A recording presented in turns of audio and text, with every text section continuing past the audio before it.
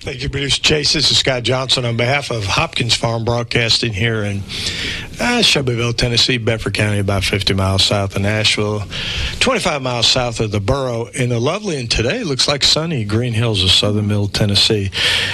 This is the time of the month where normally Chad Graham, the Bedford County Mayor, comes in and does a program, does an update, but he's agreed to have a very capable person come in, another one of our key elected officials here in Bedford County, to talk about several things, and we have Ronda Clanton, our Bedford County Property Assessor here. Good morning, Ronda. Good morning. It's great to be here. It is, isn't it? It is. It's always good to be at WLIJ here in Shelbyville, 98.7 on the FM dial.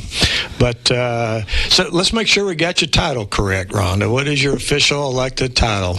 Assessor of Property. Okay, good. Assessor. I said Property Assessor, but Assessor of Property. And see, are you from Bedford County? I am not. You're not? Originally from Bedford County. Okay. Lived in Michigan when I was very young. Moved down here when I was 8. So I'm 63 now, and you pretty much so been most here. of my life. Yes, I was born in Minnesota. Okay, right next door, and came here out of elementary school. So we're kind of the same kind of transplants. Yeah. But some reason our language skills indicates that we're from here, right? Yes, very much so. How did you get in this assessor of property business? It's been years ago, and I've spent a lot of time in this radio station over the years with politics and different things, but I worked in the school system with my kids, and as you know, working with your kids, they get to an age where they're kind of tired of mom being around, and so that hit about 5th and 6th grade for my kids, and I knew it was time to go. Mr. Sanders, who was the previous assessor, he retired, and so I jumped in the race. Okay. What year was that? 1996. 96, and you've been doing it ever since? Yes. That's a long time, Rhonda. It is. You got to be one of the old sages as far as the experienced people here in Tennessee. I am. You're the go-to guru, right? One of those old ones. Go-to guru. I bet you get phone calls from youngsters all the time, new property assessors. I do get calls and enjoy talking to them. You know, I just felt like when I got elected, right, I needed to jump in there with both feet, learn the job, and keep trucking, and that's what I've done. I know we're going to talk about the reappraisal process to, make sure that our listeners out here get the actual deal on what's going on with that. But what have you found kind of one of the more difficult things over the years as a property assessor? Trying to manage the fact that misinformation. I have found. Well, hold on. News flash. You hear that, Producer Chase? There's information out there on social media. Go ahead, Ron. But over the years, people think when we go through reappraisal or do something that, they're going to pay just a astronomical amount more. Oh, that misinformation. I was talking about something else, but okay. And it's not correct. So I've tried to get out over the years and educate the public, educate the people around us, so they know. Well, even if their property assessment, it goes up, it has to be revenue neutral, right? It does. So in other words, the rate has to come down. Yes. And then and I guess maybe we'll talk about that some more, but the bottom line is then the county commission has to go on record as saying if they're going to raise taxes or not. But it's revenue neutral when you originally do it, right? Yes, it is. Meaning your taxes don't go up. Correct. Until the legislative body decides to.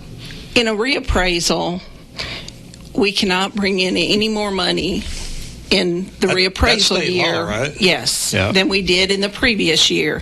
Now, some people might pay a little more, depending on where their location of their homes are, if theirs went up more than the average. Oh, okay. A majority should pay pretty much what they were paying. Roughly the same. Right, before.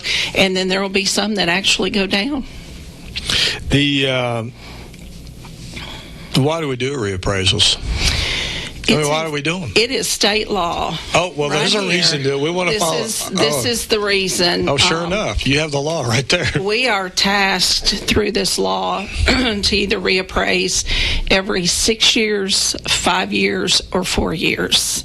And Bedford County is on a 5-year reappraisal cycle. How's that decided? That's through me and the county commission passing. We went from a 6-year reappraisal cycle to a 5-year when I first came into office. In 2001 was my first reappraisal, so we changed it at that time. And I guess when you think about it in a way, because it can work both ways, right? If you're in a booming economy and people's property values go up, I mean, they're worth more, but it could be the opposite. It could be a downturn, and maybe somebody shouldn't be paying as many taxes as they should because their property value is down. Because of course, that hadn't been that way in Bedford County in a while, right? We're kind of a booming county, but I mean, it does work both ways, right? It does. It can go up or it can go down either way. We had the downturn back in 2007-8, lingered on till about 2011,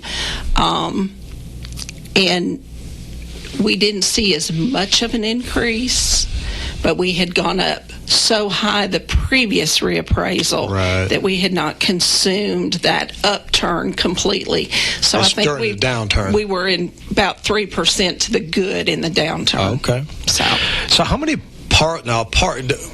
explain what a parcel is to the listening audience, because you deal in parcels. I deal in parcels, and a parcel is land that a person owns, whether it's 1 acre, that's considered a parcel, right? Or whether it's 200-acre farm. So it could be a 200-acre parcel. Correct. Okay, just how it's divided out. Yes. Surveyed out. Yes. Do all properties get readjusted in a reappraisal? Every property will be readjusted. Oh my gosh. Everything gets looked at. And how many parcels are there roughly? Almost 27,000 parcels in Bedford. You didn't say 2,700. No. You said 27,000. Yes. And your office is responsible for every one of those, right? Yes. That's a lot of work, Rhonda. It is. Okay.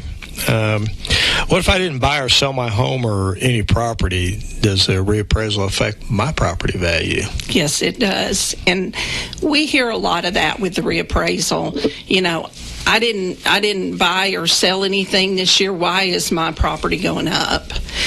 When we set our rates each reappraisal, those rates don't change for 5 years. They stay the same. And it doesn't matter if you're buying or selling property, right. You still get reappraised, and your property goes up to market value because you can get for your house more.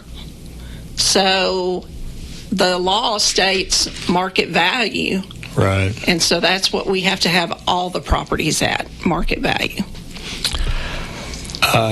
So I assume in Bedford County, because we are in kind of a boom time in real estate here right now, and we talked about this briefly a minute ago, but you do reappraisals, is that automatically, and if the answer is no, automatically the county gets a windfall of tax money? I have people say to me, well, you know, the county needs more money, or we've got to build schools.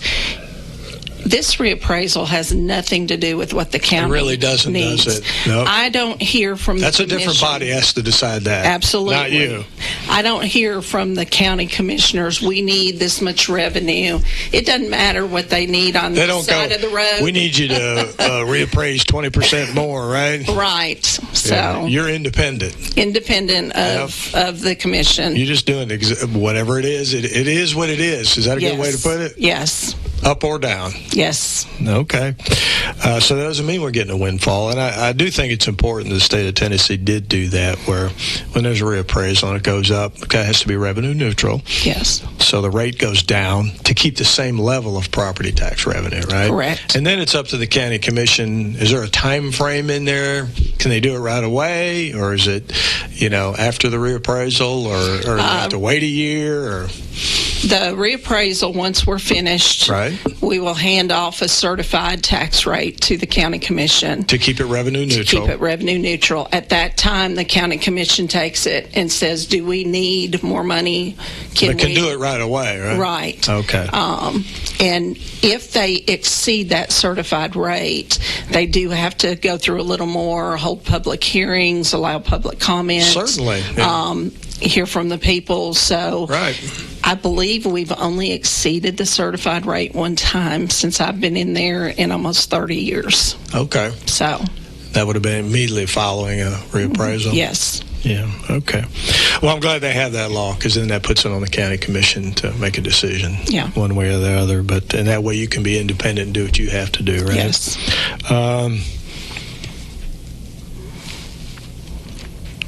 And we already talked about the county commission doesn't tell you how much money we're going to need. No. And the time frame for the reappraisal here is 5 years, right? 5 years, but there's been a lot of talk in the legislature to shorten that reappraisal timeline because of the increases we've had over the years. So the first legislation that they passed was to sever our reappraisal cycle from our inspection cycle, because it's always ran hand in hand. So on a 5-year reappraisal, we have to look at 25% of the property every year to do a visual inspection, see if you've added anything, got rid of anything. Give us an example, Rhonda, what would increase your property value that you may have added something. Would that be like a covered porch or something, or anything that sits on the dirt? Anything that sets on the dirt is above the dirt is taxable, whether it's a driveway, whether it's a gazebo, whether it's a porch, a house, a barn. Everything adds value to that property. Oh, I've seen you guys come around my place. I came home one day and they were taking lots of notes too, but that's okay. That's what it's all about. There's no problem with that. What happens if somebody, I tell you what, we're going to take a 60-second break, but I'll ask you this question when we come back. Okay. If somebody feels their appraisal is incorrect that y'all have done, what can they do? Folks, so we're talking to Ronda Clanton, the assessor of property here in Bedford County. We're going to take a 60-second break and be right back. When's the last time you've seen the eye doctor? Don't wait. Whether it's little Carter's first pair of glasses or keeping a good eye on your vision health as you age, your eyes are a precious thing. See personalized care for the whole family and friendly faces at Dr. Hasty Family Eye Care on 605 North Main in Shelbyville, across from the U.S. Post Office. Striving to bring you excellence in optometry every single day. Don't put your family's vision off. Make an appointment today at 931-684-2020.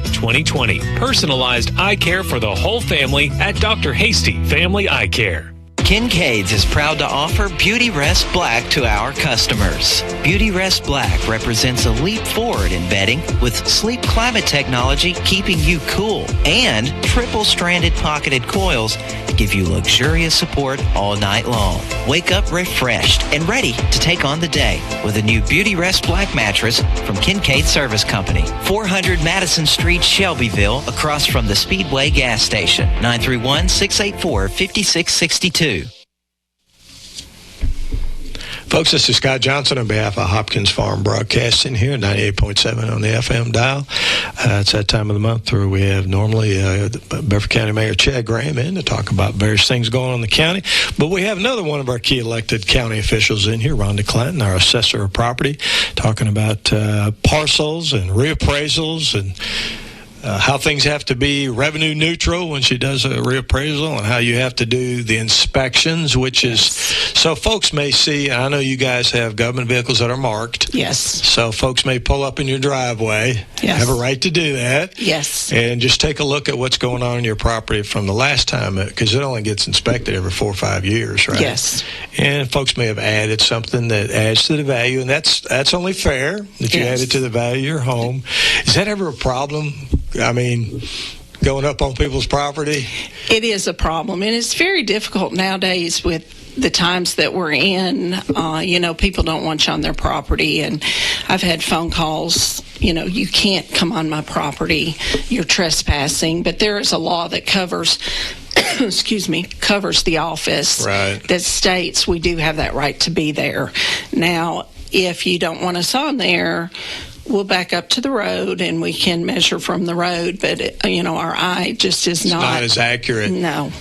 So, matter of fact, it may not work in their favor. Correct. So it's better to go ahead and we're not out there to gouge anybody, to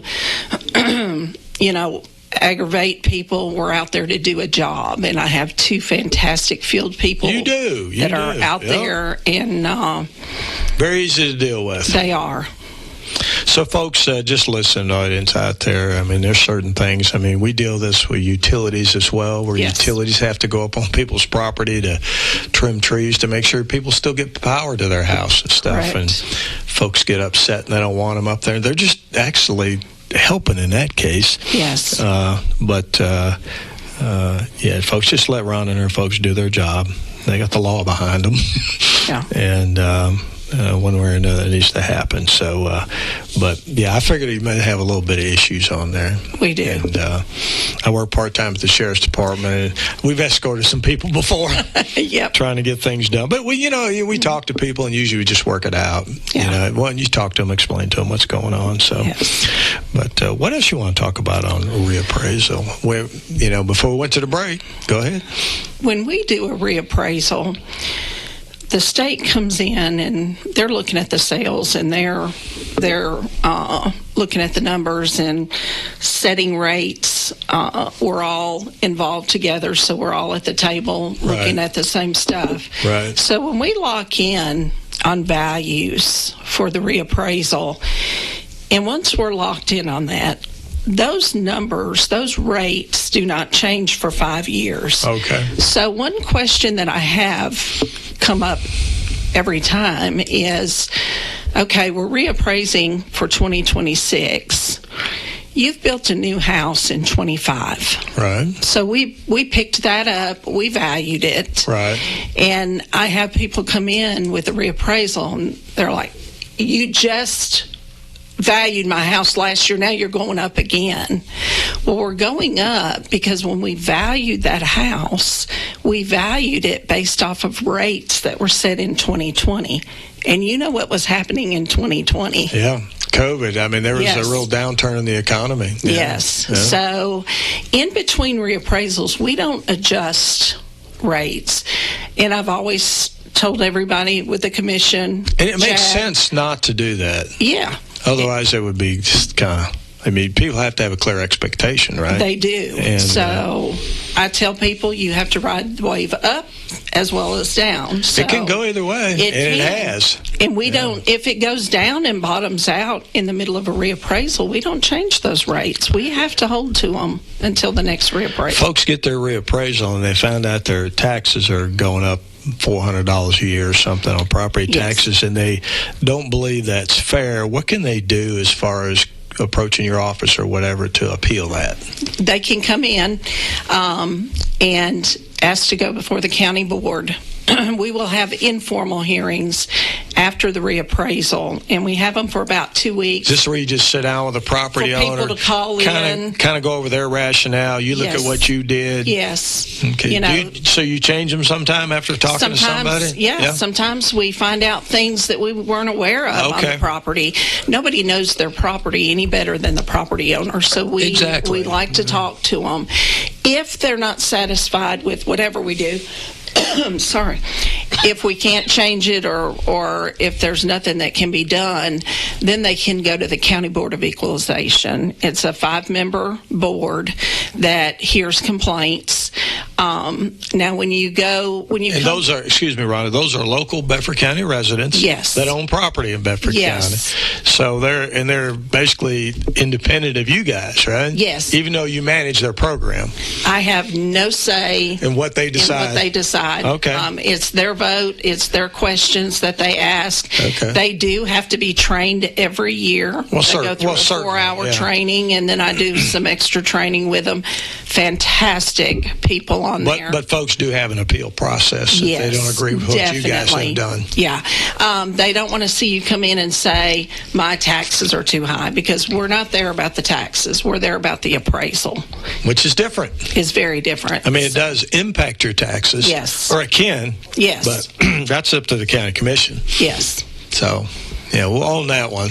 I'm going to let you own that one. Yeah, let the commission own that one, okay? Which is always tough because, man, as fast as this county is growing and what's going on, and the drain on the school system and public safety and infrastructure is really creating a lot of needs out there to keep the services up. So anyway, that's a whole nother discussion. That's not why you're here. Well, and it is, and I want to say, the county commission has a tough job. Absolutely. I would not want to be sitting in your seats.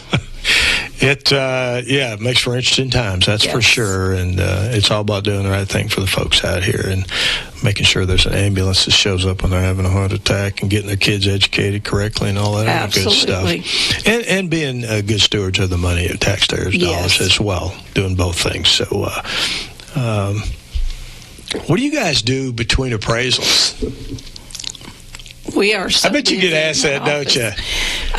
We're not sitting idle. We handle. I know you're not, but so go ahead and tell the listening audience. We handle personal property, so it's we send out personal property schedules every year to businesses. Explain to people what a personal property is with businesses. Personal property, if you own a business, it's anything you have in that business that you use to do that business with, whether it's a desk, a filing cabinet, pencils. Could it be like a printing press at Johnston's or something? Because those are very expensive. Very. Yeah. And you pay taxes on those. Okay. Every year. They depreciate down each year, and they get down to a 20% residual, and that's where they set for the life of that equipment. We got a lot of large businesses here. That's a lot to keep track of, Rhonda. We do. We also have to do audits. I have a company that does audits. Okay. Works with the companies and goes to the corporate or gets the information, and they do personal property audits to make sure they're reporting everything. How's that process? Do you normally just send like a questionnaire to the business, or do you actually go to the business, or a combination? The company that we have hired, they do 100,000 and above, and they actually go to the business. They go there. Since COVID, they're changing a little bit. They'll ask for information. They'll get it emailed. They may do a site visit. And then we handle everything under that. So we do desk audits. We do reviews. We get out in the field to look at things, look at businesses. So it's very time-consuming. I'm glad you brought that up, because I'd say maybe your average taxpayer doesn't know you guys do. I mean, I know the businesses know that, obviously, but maybe your average taxpayer didn't know you guys are dealing with the accounting term there, personal property tax as well. Yeah. We'll look You guys don't get bored. No. We will, in between the reappraisal cycle, it's still reappraisal because we're having to look at 25% of the property. So we're looking at about 6,500 parcels, just reviewing, just driving by, if we need to pull in, if we need to pick something up. 6,500 a year. Yes. Then we are... There's only like 200 and something work days in a year. Yeah. Do the math. Plus, on top of that, is new construction. Think we got a little bit of that around here? A little bit. And every house that we pick up, we will visit a minimum of 3 visits. Really? When we're watching This is new construction. Right. When we're watching it, come up out of the ground. Right. So we're not out there to worry people. We're out there to make sure we have accurately listed that house, so you're not paying more than you need to. That's a fundamental fairness thing. That's right. Yeah. So you add that. We had, I think, in 24 around 500 new houses. So you add 500 times 3, you're up to 1,500 on just the new construction. We have to review mobile home parks every year. Oh, okay. And now they have thrown in campers that people are using for their residents. We have to tax because we do those. have that in the city for sure, right? Yes, we do, and we have some in the county. In the county, so we're probably just guesstimating 10,000 parcels a year that my 2 field people are out looking at, inspecting, and doing. Did you say 20 or 2? You said 2, didn't you? Busy folks. Very busy. On what's going on. Yes. And it's what you guys do is such a key part of making sure the government can operate and provide services. Yes. It's just a key part of it. Yes. So we appreciate what they do. And I'm sure you're not always the most popular when you show up, folks, but it is a necessary thing that has to be done. And I know you guys do a great job. We're almost out of time, Rhonda. What else you want to talk about? Well, I am retiring. You know, you announced that to us county commissioners the other night, and well-deserved. Yes. You know, and you've done a great job all those years, and I know you've been a great public servant that people could trust and talk to. Yes. I mean, you'd talk to anybody who would call about whatever their issues were, but only you know when it's time to move on. Yes. And do something. I know your husband's already retired. Yeah. And he's going to need more instructions on what to do. A lot more. And you'll be able to do that once you're retired. Yes. Just putting a plug in for you, Randy. Anyway, anyhow, but thank you for your service to this county all those years, Rhonda. Thank you. We really do appreciate it. And I know that you're always very responsive to department heads and to county commissioners and to the public on what's going on. And because that's what being part of the government's public service. It is, and I've tried to. No, you haven't tried. You've done it. Trust me, I've been around you for 20 years, so I know you've done it. So thank you for that service, what you and your whole staff does. Yes. I know it's a team effort. I couldn't do it without them. Roger that. Well, thank you for coming in today, Rhonda, and explaining to folks this whole reappraisal process and what's going on. I'm sure it'll be shared on Facebook and YouTube later. And I know if anybody has any questions, I guess they can call your office. Absolutely. What's that phone number? 931-684-6390. 6390. 684-6390. They're always open to the public and willing to talk to you and to sit down with you and discuss things. I know that for a fact. And but thanks again, Rhonda. Congratulations on your retirement, and thank you for coming in to inform the public. Because what we always tell people at WLIJ on 98.7 is, you know, there's a lot of places you can get information, not always accurate, but if you want to hear it straight, as we say in horse country, from the horse's mouth, tune in right here and talk to the people and listen to the people that are actually doing the work to serve you here locally. We do about 10 of those government-related talk shows every month here on WLIJ. So thank you again, Rhonda. This is Scott Johnson. On behalf of Hopkins Farm Broadcasting, until next time. Kincaid's is proud to offer Beauty Rest Black to our customers. Beauty Rest Black represents a leap forward in bedding with sleep climate technology keeping you cool, and triple-stranded pocketed coils give you luxurious support all night long. Wake up refreshed and ready to take on the day with a new Beauty Rest Black mattress from Kincaid Service Company. 400 Madison Street, Shelbyville, across from the Speedway gas station. 931-684-5662. When's the last time you've seen the eye doctor? Don't wait. Whether it's little Carter's first pair of glasses or keeping a good eye on your vision health as you age, your eyes are a precious thing. See personalized care for the whole family and friendly faces at Dr. Hasty Family Eye Care on 605 North Main in Shelbyville, across from the U.S. Post Office. Striving to bring you excellence in optometry every single day. Don't put your family's vision off. Make an appointment today at 931-684-2020. Personalized eye care for the whole family at Dr. Hasty Family Eye Care. The leader in pure classic country. Hi, this is Waylon Jennings. Don't mess around with any old rambling man. 98.7 and AM 1580 WLIJ.